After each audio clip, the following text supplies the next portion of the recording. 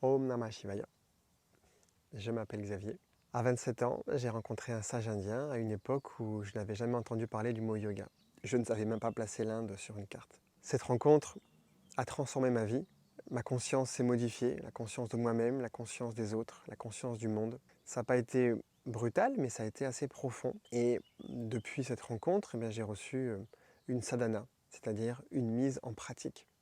Donc associée à des concepts sur la spiritualité, sur la métaphysique, donc toute la culture hindouiste. On a des outils du quotidien, notamment les mantras, le pranayama et la méditation, qui sont venus m'aider et qui m'accompagnent donc depuis 17 ans. En parallèle, j'ai pratiqué beaucoup en studio l'alignement postural, l'ashtanga, mais aussi le hatha, le vinyasa, le yin.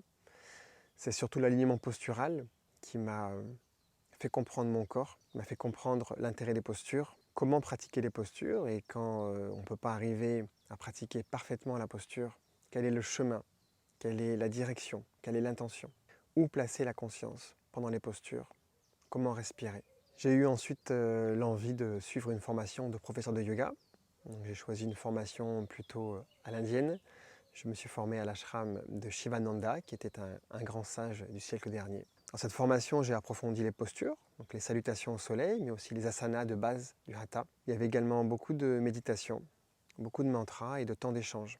Par la suite, j'ai eu envie de transmettre à mon tour et de lancer cette formation de professeur de yoga qui est consacrée beaucoup à la spiritualité, mais également à la partie pratique. Donc, tout d'abord, les postures. Comprendre que les postures nous aident, surtout pour les occidentaux.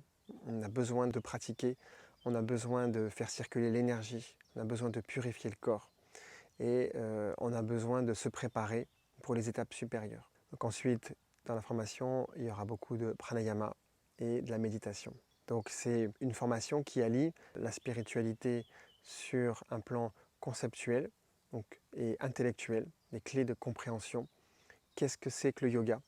Pourquoi on le pratique et où est-ce que ça nous amène, mais aussi la mise en pratique pour ressentir son corps, ressentir les bienfaits et surtout comprendre qui on est. Cette formation, c'est vraiment un chemin vers soi, voilà, qui amène une meilleure connaissance de soi et comprendre quel est son svadharma. Donc je suis très heureux de vous retrouver pour la prochaine formation de professeur de yoga.